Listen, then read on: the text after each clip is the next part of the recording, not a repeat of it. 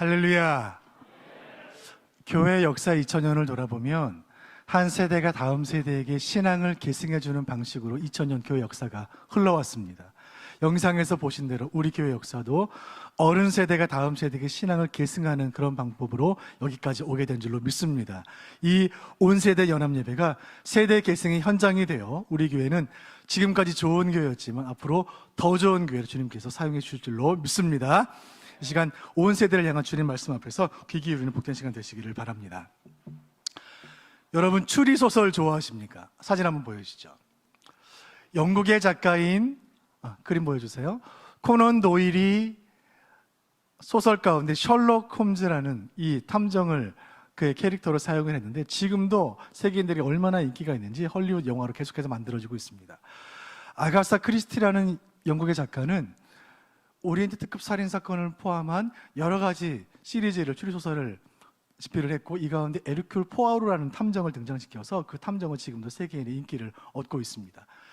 다음 그림 보여주시죠. 우리 어린이들에게는 다음 그림이요, 명탐정 코난이 아마 익숙할 것 같습니다. 그리고 우리 어른들께는 수사반장이 익숙할지 모르겠습니다. 저때 최불암 선생님의 나이가 32세였다고 하는데 수사반장 그 형사들이 사건을 해결해가는 그 스릴과 그 아주 재미가 있었던 것으로 기억이 됩니다.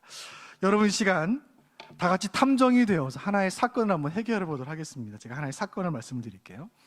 1994년 3월 23일에 한 남자의 시신이 발견이 되었습니다. 이 남자의 이름은 로널드 오퍼스입니다. 그는 10층에서 뛰어내린 거예요. 주머니에서 나는 자살한다 유서가 발견이 되었습니다. 아, 자살인가 보다. 근데 이상한 것은 시신이 발견된 곳이 1층 지면이 아니라 8층의 안전 그물망이었습니다. 이 사람의 사인은 바닥에 부딪혀 사망한 것이 아니라 옥상에서 뛰어내리다가 9층을 지날 때 창문에서 날아온 총알에 맞고 사망하여 8층 그물에 걸린 것입니다. 그렇다면 자살이 아니라 타살이구나. 경찰의 조사 결과 총이 발사된 9층에는 노 부부가 살고 있었는데 사이가 안 좋은 이 노 부부는 늘 부부싸움을 했고 부부싸움 도중에 화가 난 남편이 총으로 부인을 위협하다가 방아쇠를 당겨버렸고 거기 총알이 나가서, 그런데 이 아내를 빗나가고 창문을 뚫고 나갔는데 하필 떨어지는 사람에 맞아서 그 사람이 죽은 거예요. 그래서 경찰은 이 할아버지를 1급 살인죄로 기소를 했습니다. 근데 문제가 되는 것은 무엇이냐면 할아버지의 변호인이 주장하기를 할아버지는 총에 총알을 넣은 적이 없다는 거예요. 빈총이었다는 것입니다. 사건은 다시 미궁으로 빠져들었습니다. 그렇다면 누가 할아버지의 총에 총알을 넣었는가? 계속된 수사 결과 6주 전에 그 노 부부의 아들 하나가 집에 와서 아버지의 총에 총알을 넣은 것을 본 목격자가 나타난 것입니다. 그 아들은 어머니와 사이가 아주 안 좋았는데 어머니가 자신에게 경제적으로 도와주지 않는 것에 앙심을 품고 부부싸움만 하면 총을 들고 위협하는 아버지의 총에 총알을 넣은 거예요. 그러는 동안에 6주가 지나는데 6주 동안 아버지와 어머니가 싸우지 않는 거예요. 기다리다 지친 아들은 유서 한 통을 남기고 10층에서 올라가 뛰어내린 거예요. 그날 마침 부부가 부부싸움을 했고 할아버지는 빈총이라고 생각한 총을 가지고 위협을 하다가 방아쇠를 당겼고 총알이 날아가는 거예요. 그것이 어머니를 빗나가 창문을 뚫고 날아가는데 위에서 떨어지는 남자를 쏘게 되었으니 그게 바로 그의 아들이었습니다. 자, 그렇다면 경찰은 결론을 내렸습니다. 자신이 총알을 넣은 총에서 자신이 죽었으니 이것은 자살이다.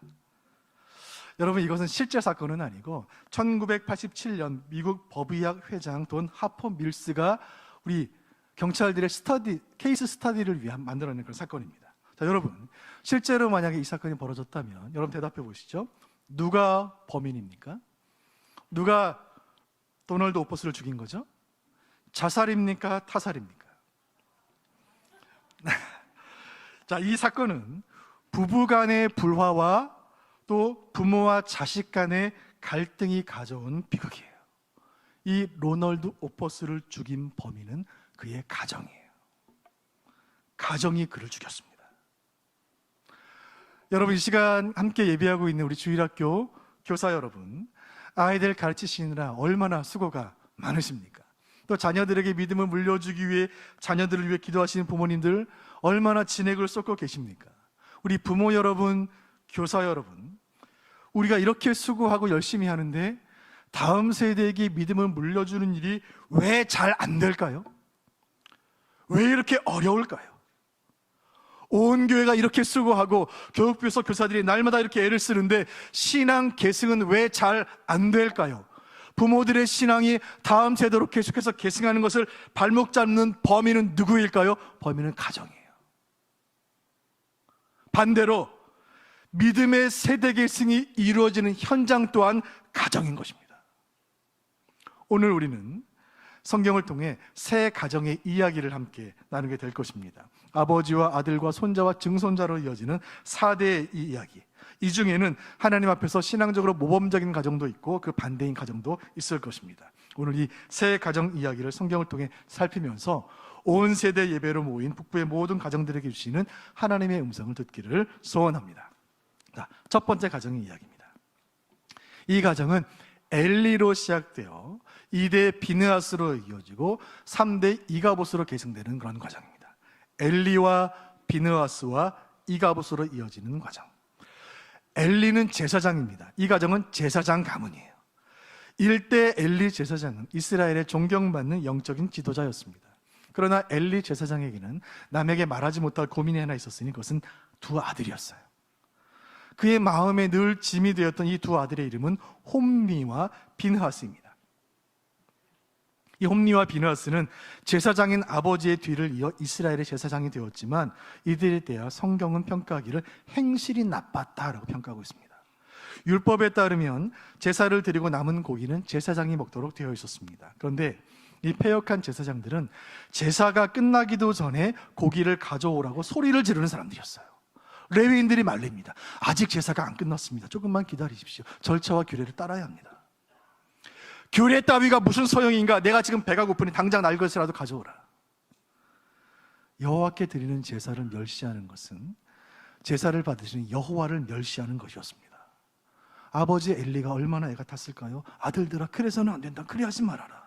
그러나 이 두 아들들은 아버지의 말을 듣지 않았습니다. 그 두 아들을 향한 하나님의 심판의 말씀이 임합니다. 사무엘상 2장 30절 하반절만 읽겠습니다. 시작. 나를 존중히 여기는 자를 내가 존중히 여기고 나를 멸시하는 자를 내가 경멸하리라. 하나님 말씀이 임합니다. 여러분, 우리 함께 예배하는 우리 어린이들, 우리 청소년들, 젊은이들 이 말씀 잘 기억하시길 바랍니다. 하나님 말씀입니다. 하나님을 존중히 여기는 자 하나님이 존중히 여기십니다. 그리고 하나님 멸시하는 자 하나님이 그 인생을 경멸하십니다. 얼마 후에 이스라엘의 블레셋이 침공했고 전쟁에서 불리해진 이스라엘의 지도자들은 법궤를 가져오도록 지시합니다. 하나님의 법궤를 전쟁터로 가져와라. 이 법궤가 우리를 지켜줄 것이다. 그래서 제사장인 홈리와 비느하스가 그 법궤를 가지고 전쟁터로 왔지만 이스라엘 3만 군사는 그 자리에서 전멸했고 법궤는 블레셋에게 빼앗기고 말았습니다. 그리고 법궤를 지키고 있던 홈리와 비느하스는 그 자리에서 죽임을 당하고 맙니다. 사상 초유의 사태가 일어납니다.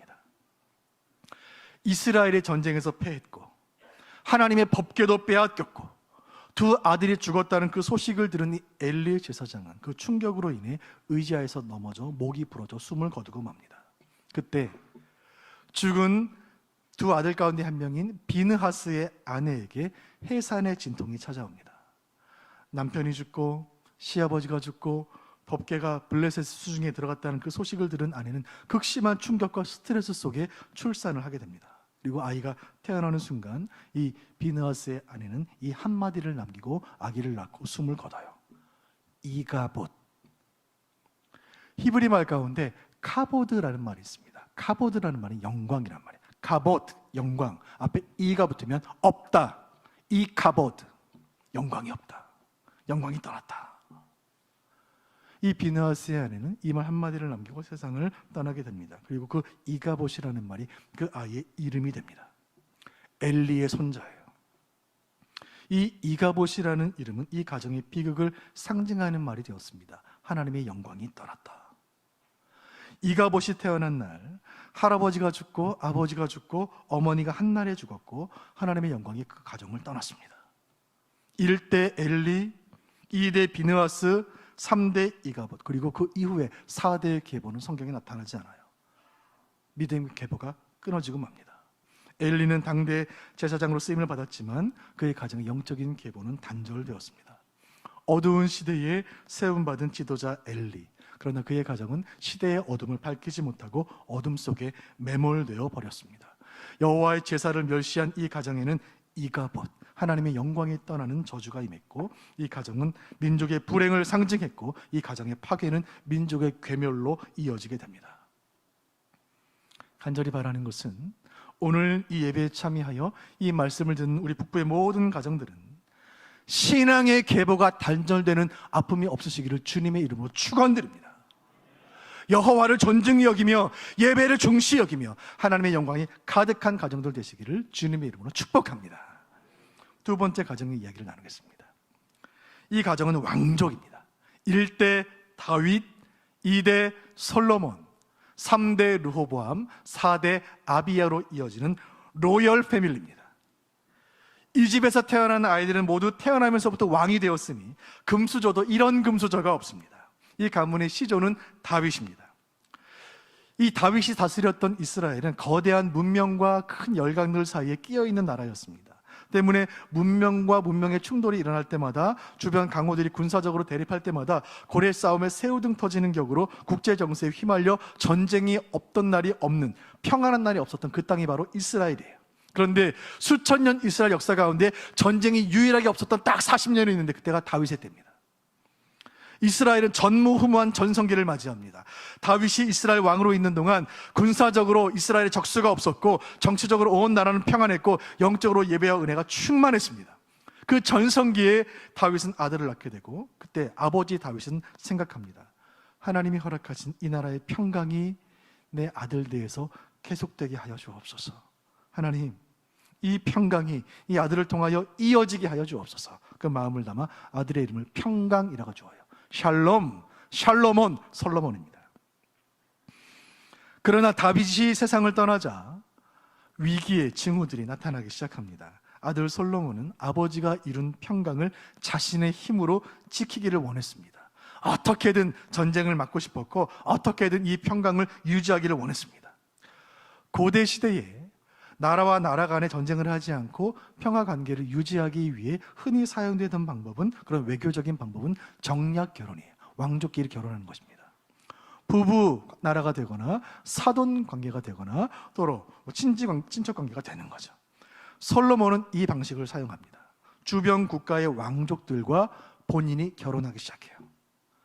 애굽 왕의 딸, 모압 왕의 딸, 암몬 왕의 딸, 수많은 이방 여인들과 결혼하기 시작하여서 1,000명의 아내를 두게 되는데, 그 아내들은 친정에서 가지고 온 이방 종교를 가지고 이스라엘 왕궁으로 들어옵니다. 솔로몬의 그 아름다운 궁전은 고대 근동의 우상의 소굴이 되어버립니다. 열왕기상 11장 4절 말씀 같이 보시죠. 시작. 솔로몬의 나이가 많을 때에 그의 여인들이 그의 마음을 돌려 다른 신들을 따르게 하였으므로 왕의 마음이 그의 아버지 다윗의 마음과 같지 아니하여 그의 하나님 여호와 앞에 온전하지 못하였으니. 아멘. 성경은 솔로몬을 평가하기를 솔로몬의 마음은 아버지의 마음과 같지 않았다. 솔로몬의 마음은 하나님 앞에서 온전하지 못했다. 아버지 다윗은 하나님 마음에 합한 왕이었고, 아버지 다윗은 법궤 앞에서 춤을 추는 진실한 예배자였습니다. 이를 기쁘게 여기신 하나님께서 그 아버지 때에 평강을 허락하시는 것인데, 솔로몬은 인간적인 방식으로 그 평강을 유지하려고 했고, 그 결과 나라는 흔들리기 시작합니다. 솔로몬이 죽고 또 그 아들 르호보암이 왕이 되었을 때 나라는 둘로 쪼개집니다. 그리고 르호보암의 아들 아비야 때에 이르자 이스라엘은 두 나라로 나뉘어져 남북으로 대립하게 되고 서로에게 칼을 겨누게 되면서 그 땅에 임했던 평강은 완전히 사라집니다. 이후에 그 유다 왕조는 전쟁과 분열을 거듭하며 이어져 가다가 결국 바벨론에게 멸망당하고 수도 예루살렘은 무너지고 다윗이 설계했고 솔로몬이 완공시킨 그 성전이 파괴되고 맙니다. 다윗의 가문은 당대에는 최고의 전성기를 누렸지만 2대, 3대로 갈수록 점점 약화되어 4대에 이르렀을 때는 비참한 모습으로 전락하고 맙니다. 이 가정은 그야말로 용두사미와 같은 아쉽고 안타까운 결말을 맞이하게 됩니다. 오늘 이 온세대 연합예배에 참여한 모든 가정들은 시간이 갈수록 약화되는 것이 아니라 점점 더 신실해지고 점점 더 충만해지시기를 주님의 이름으로 축원드립니다. 용두삼이가 아니라 은상가은의 은혜가 있으시길 바랍니다. 은혜 위에 은혜로라. 우리의 자손들은 우리가 받은 은혜보다 더 큰 은혜를 받게 하여 주옵소서. 우리보다 영적으로 더 잘되게 하여 주옵소서. 신앙의 계보가 더해갈수록 더 큰 은혜 누리시기를 주님의 이름으로 축원드립니다. 세 번째 가정을 만날 차례가 되었습니다. 이 가정은 제사장 가문도 아니고 왕족도 아닙니다. 1대 아브라함, 2대 이삭, 3대 야곱, 4대 요셉으로 이어지는 가정입니다. 이 가정은 대단한 가정이 아니에요. 들에서 양을 치는 목자의 가정입니다. 창세기 21장을 보면 갓 태어난 아기를 안고 해와 같이 웃고 있는 노부부가 등장합니다. 남편의 나이 100살, 아내의 나이 90살. 근데 이 부부의 품에 안긴 아기는 손주가 아니라 증손주가 아니라 아들이에요. 25년을 기다린 끝에 주신 이 늦둥이 아들은 존재 자체로 기적이었습니다. 부부는 이 아기를 보며 웃음이 멈추지 않았습니다. 창세기 21장 5절 6절 같이 봅니다. 시작. 아브라함이 그의 아들 이삭이 그에게 태어날 때 백세라. 사라가 이르되 하나님이 나를 웃게 하시니 듣는 자가 다 나와 함께 웃으리로다. 아멘. 이 아들의 이름은 이삭이었고 그 뜻은 웃음이었으니 이보다 꼭 맞는 이름이 어디에 있을까요? 웃음을 주는 아이. 그러나 그 웃음은 잠시였습니다. 이 금쪽 같은 아들을 제물로 바치는 하나님의 음성이 들려옵니다. 하나님께 무슨 말씀입니까? 이 아들, 이 소중한 아들, 나 개인의 아들이 아니지 않습니까? 이 아들을 통해 많은 후손을 주시리라 주님 약속하지 않으셨습니까? 이 아들을 제물로 바치면 저는 이제 어떤 소망으로 살아야 합니까? 큰 낙심이 되었겠지만 아브라함은 믿음의 사람이었어요. 바랄 수 없는 중에 바라는 사람이었고 하나님의 말씀 있는 그대로 믿는 순전한 사람이었습니다. 하나님의 말씀에 그대로 순종하여 아들을 제물로 바치기 위해 그 산을 오르는 것입니다. 믿음의 사람 아브라함이 그 말씀에 순종했다는 것은 어느 정도 우리가 이해할 수 있는데 놀라운 것은 아들 이삭의 모습이에요. 어느 정도 장성한 아들이었기 때문에 충분히 반항할 수 있고 도망칠 수도 있습니다. 그러나 아버지에게 순종하며 침묵하며 묵묵하게 아버지를 따라 걷고 있는 것입니다. 그 아들 이삭의 이 놀랍고 기이한 믿음은 과연 어디서 왔을까요? 아버지의 모습을 그대로 따르고 있는 것입니다. 아버지의 신앙의 걸음을 그대로 따르고 있는 것입니다. 영적인 부전자전, 아버지의 신앙은 아들에게 그대로 스며들었습니다. 아브라함의 믿음이 이삭에게 이어지고 이삭의 믿음이 야곱에게 이어지고 그 야곱은 12아들을 두었고 그 12아들은 12지파를 이루었으니 이제는 한 가정이 아니라 한 민족, 한 국가를 이루게 된 것입니다. 그 가운데 11번째 아들인 야곱의 아들 요셉은 애굽의 총리가 되어 그야말로 글로벌 크리스찬 인재가 되어 고대 사회에 임한 대기근을 해결하고 온 세상을 먹여 살렸고 그 요셉의 계보를 통하여 야곱의 계보를 통하여 다윗이 태어나고 예수 그리스도가 태어나게 된 것입니다. 그 계보 가운데 우리가 그 계보를 믿음에 동참하여 저와 여러분과 이 땅의 모든 인류가 그 가정에 흐르는 복에 참여하게 되었으니 이보다 복된 가정이 세상에 어디에 있습니까? 간절히 바라는 것은 아브라함의 가정이 누린 그 은혜가 우리에게 그대로 임하여 이 자리에 모인 우리 모든 가정들은 그 믿음이 사대로 계승이 되어 자자손손 신한 명가의 큰 은혜 누리시기를 주님의 이름으로 축원드립니다. 아브라함의 가정이 온 세상을 구원하는 하나님의 큰일에 쓰임받는 것처럼 여러분의 가정이 그저 우리 가족 예수 잘 믿고 그저 우리 자녀들 믿음 생활 잘하는 것에 그치지 않고 이 나라 살리고 이 민족 살리고 열방을 살리는 일에 쓰임받는 존귀한 가정들 되시기를 주님의 이름으로 축원드립니다. 오늘 설교의 본문 말씀을 우리 고등부 회장 자매가 한국어와 영어로 아름답게 읽어줘서 너무 감사합니다. 이 말씀을 다시 한번 읽어보겠습니다. 요한삼서 1장 4절 말씀 같이 봅니다. 시작. 내가 내 자녀들이 진리 안에서 행한다 함을 듣는 것보다 더 기쁜 일이 없도다. 아멘. 이 고백이 우리의 고백인 줄로 믿습니다. 크리스찬 부모 여러분, 무엇이 기쁘신가요? 크리스찬 조부모 여러분, 언제 기뻐하십니까? 우리의 자녀들이 진리 안에서 행한다함을 듣는 것이 우리의 가장 큰 기쁨인 줄로 믿습니다. 우리 청년부가 말씀으로 잘 서가고 있고, 우리 중고등부가 예배 잘 드리고 있고, 우리 주일학교가 아이들에게 말씀 잘 가르치고 있다는 사실이 우리 교회의 가장 큰 기쁨인 줄로 믿습니다. 사는 게 좀 힘들어도, 몸이 좀 아파도, 돈이 좀 없어도 아이들이 잘 자라고 있으면 부모는 기쁜 것입니다. 오늘 말씀을 통하여 주시는 주님의 음성을 이렇게 한 문장으로 요약해 볼 수가 있겠습니다. 같이 한번 읽어보겠습니다. 시작. 하나님은 가정과 교회를 통하여 신앙의 계승을 이루어 가신다. 아멘. 살아계신 하나님은 우리의 가정과 우리의 교회를 통하여 하나님의 세대를 일으키시는 줄로 믿으시기를 바랍니다. 오늘 우리는 새 가정의 이야기를 함께 나누었습니다. 3대 만에 신앙의 계보가 끊어지는 아픔이 우리 가운데 없기를 바라고, 4대 만에 나라가 분열되는 비극이 우리 가운데 없기를 바랍니다. 우리 북부의 모든 가정들은 아브라함의 가정이 누린 그 복을 받아 누리시기를 바랍니다. 아브라함과 이삭과 야곱과 요셉의 가정은 우리가 사모하고 교훈받아야 할 믿음의 4대 가문입니다. 제사장 가문이 아니어도 괜찮고 왕족의 가문이 아니어도 상관이 없습니다. 세상적으로 뛰어난 지위가 없어도 괜찮고 세상적으로 큰 재산이 없어도 상관이 없는 것입니다. 그 아들에게 신앙을 물려주는 아버지가 있다면, 그 딸에게 기도를 전수하는 어머니가 있다면 그 가정은 신앙의 명문 가문으로 우뚝 서게 될 줄로 믿습니다. 오늘 예배에 참여한 모든 가정들마다 자녀들이 주 안에서 잘 되는 복 누리시기를 간절히 소원합니다.